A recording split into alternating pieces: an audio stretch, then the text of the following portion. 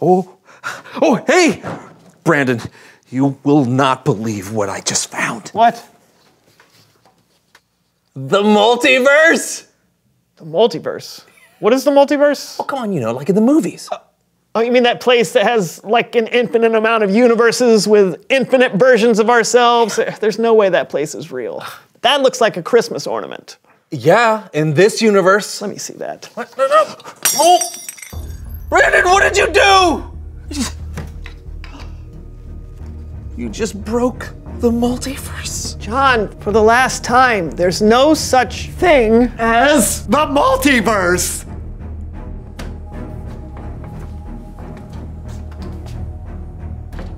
Things just got out of hand.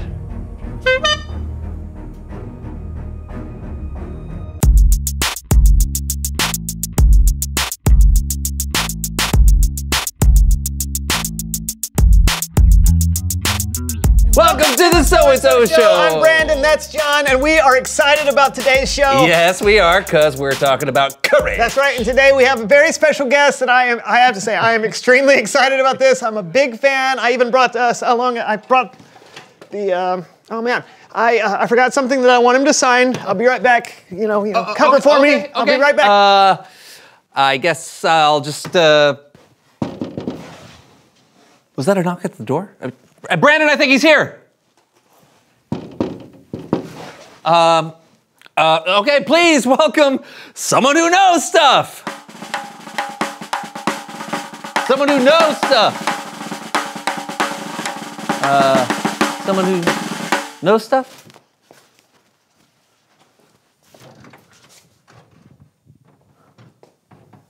Hello? Hello. Hi. Would you like to come in? Oh, indubitably. And have a seat? Oh, yes, that would be most appreciated. Now? Oh, ha, yeah, yes, of course. Thank you, whoever you are. Yeah. Let's see, where do I begin? So many choices. What if I mess up? Whoa. Most appreciated, thank you. Thank you, I'm sorry, but what did you say your name was? It's John. Ah, thank you, Super John. Or do you prefer John Man? Just John is fine. Very good. Just John, thank you for the hospitality. Actually, do you know why I've been summoned? I'm not going to have to do anything serious or alarming, am I? Oh, no, I don't think so. My friend Brandon, he's a huge fan of yours, and he just thought we'd, have you on the show to talk about courage and being a superhero. I see. Why don't we start with TR and what you know? Wait, that would be splendid. Yes. I am Captain Anxiety, and I know many, many very heroic things.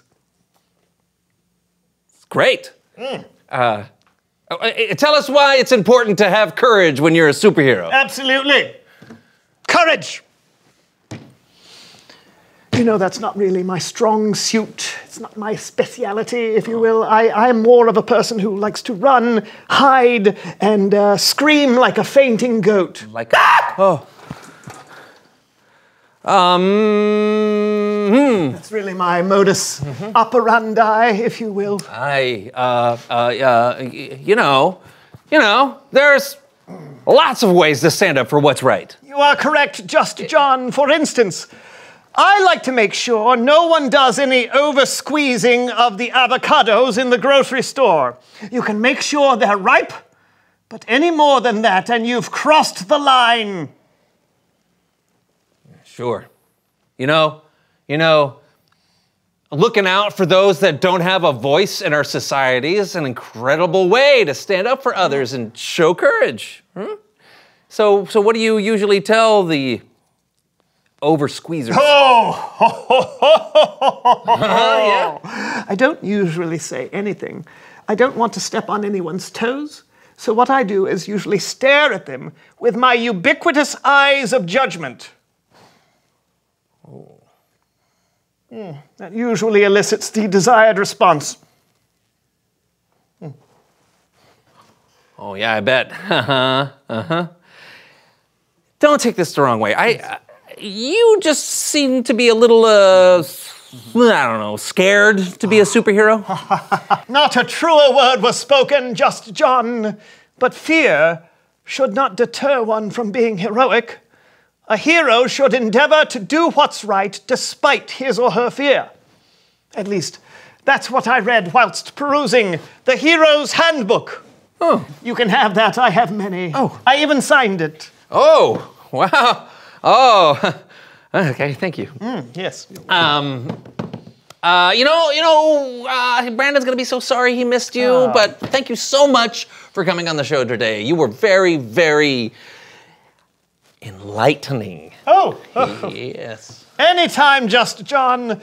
Tell your friend, hello from me, All right. Captain Anxiety. I depart. Ah. Oh, it opens inward. You pull it. This barrier has been placed here by my arch nemesis. Yes. Here, hold on a second. Nope. There you go. Much appreciated, Just John. Sure. Doors are my kryptonite. Also, pickle jars are my kryptonite. And I'm not so fond of, well, kryptonite. But no matter, I depart.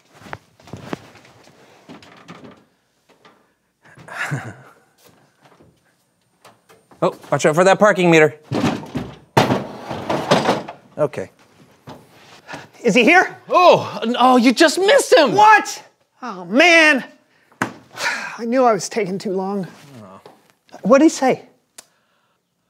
He talked about, when he first came in, he was really nervous. Oh, yeah. You know, Oh, and scared. But he had some amazing things to say about not letting his fears keep him from being a hero. Well, he is Captain Anxiety after all. I knew he'd be a great guest. Oh, he also told me to tell you, hello. Yeah? And he gave me this to give to you. The Hero's Handbook! Oh, and he signed it. Apprehensively yours, Captain Anxiety. This is the greatest day of my life. Oh. It's Bible story time with Kellen.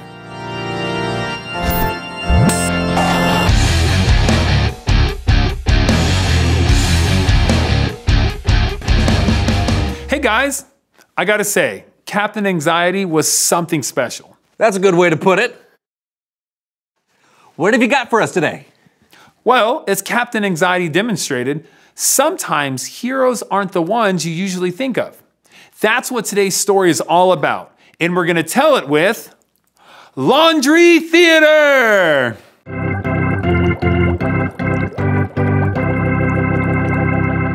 Today's story comes from the book of 1 Samuel in the Old Testament. The Israelites had a king named King Saul, but instead of doing what God wanted him to do, Saul did what Saul wanted to do. So God decided there should be a new king and told one of his prophets, a priest named Samuel, to go and find one. So Samuel traveled to Bethlehem to meet with a man named Jesse. He informed him that one of his sons would be the new king of Israel. Now the first son, Eliab, definitely looked like a king. And Samuel thought this had to be the one. But God spoke to Samuel and said, "Do not consider how handsome or tall he is. People look at the outside of a person, but the Lord looks at what is in the heart. He will not be the new king." Jesse had 6 other sons stand in front of Samuel, but God told Samuel that none of these would be king either. Samuel asked Jesse if he had any other sons, and Jesse sent for his youngest, David, who was out tending the sheep. Now, David was extremely young and smelled of animals. He was far from looking like a king.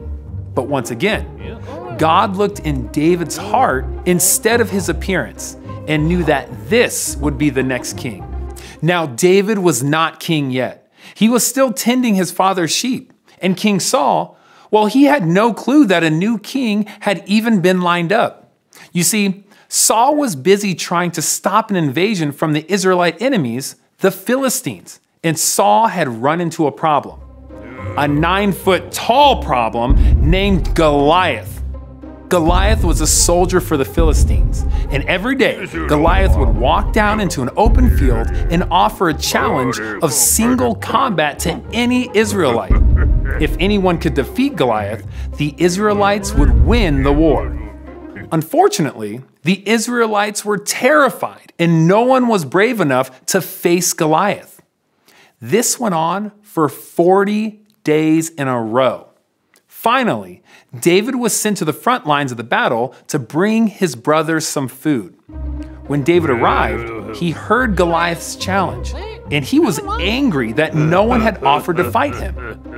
When King Saul heard that David was volunteering, he sent for him, but quickly told David that he was way too young. But David insisted. He told Saul that he had fought lions and bears to protect his father's sheep, and that he would fight this giant to protect Israel. God had saved him from wild beasts, and God would save him from Goliath. So Saul agreed and let him face the giant, and he gave David his own armor to wear. But it didn't fit. Instead, David went to the riverbed and chose 5 smooth, small stones to be his only protection. The next time Goliath made his challenge, David stepped right in front of him and faced the giant. Goliath made fun of David, but David stood his ground, and he said, "You come against me with a sword, but I come against you in the name of the Lord, and he will give me victory over you." As Goliath charged, David took a stone from his pocket, and he flung it with everything he had and hit the giant. The stone hit its mark, and Goliath and the Philistines were defeated.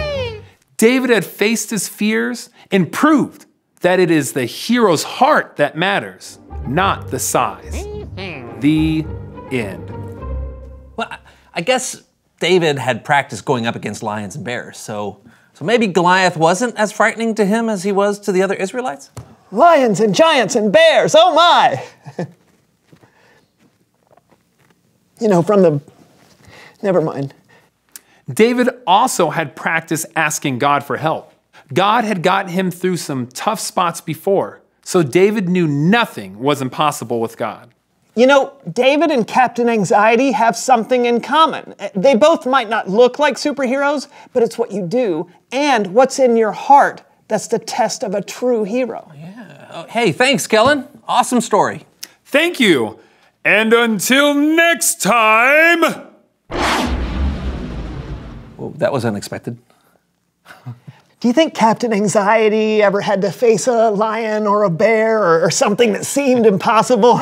No. But it's time for us to reveal the question. What seems impossible to you? Oh, okay. I remember in school there would be tests that I was 100% sure were impossible to pass. But I would study and practice. Then you would pass? Not all the time, but the studying gave me the courage to take the test and know that I had done my best. Well said. Thank you. When something comes up that seems impossible to me, I like to remember God's faithfulness in the past. It helps me face what I think is impossible now, because I know that I'm not alone and God is with me. Indubitably. That's a big word for you. No, I learned it from Captain Anxiety. Oh, he's the best. He is all right. I guess that's it for today. We'll see you next week for a brand new show. Woo! You know who my favorite superhero is? Who's that? Guess. Captain Anxiety.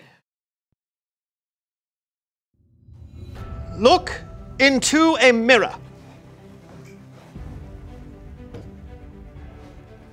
And tell yourself, you are loyal and give constant support and allegiance.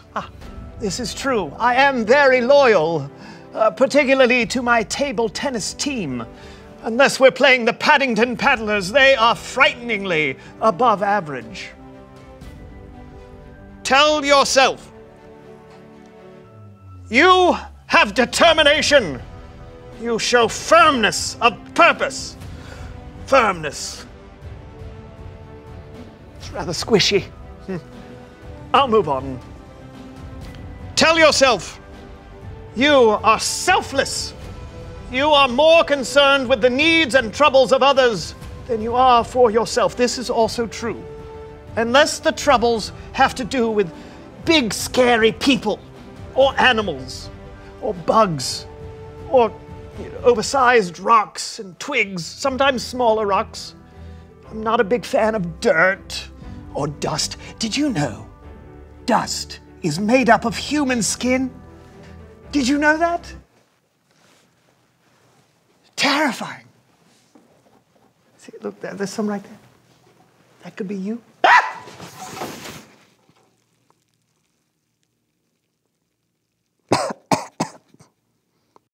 This is where dust is born.